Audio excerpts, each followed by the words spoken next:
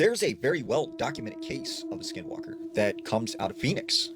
Now, there was this guy who came forward and he said that his mother lived next to like a couple hundred acres of desert. And he said, he was often afraid because she lived alone, but she did not want to move. Well, one night she awoke at like 2 in the morning and her dog was barking at the door. So she got up and figured he needed to go outside and use the bathroom.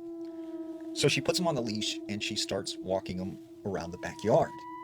She said that's when she heard what sounded like her husband's voice coming from out in the desert behind some brush. She heard the voice say, "Are you there? Are you still there?"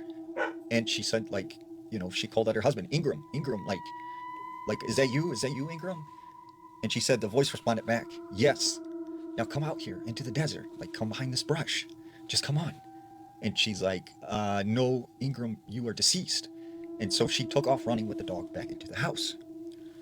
Well, for several weeks, she would have something knocking at her door, banging at her windows. When she would go to answer the door, there would be no one there. She would hear laughs and screams coming from outside. And she, eventually told her son about what had happened. And he come over to the house a couple times, and he couldn't find anything or find anyone. They reached out to the police. The police set up patrols.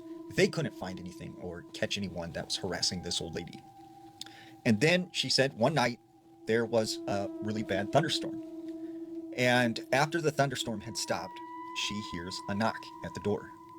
She goes to answer it, and when she opens the door, she's surprised to see her husband, Edgar.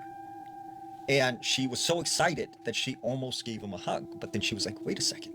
He's been deceased for, a couple of years now.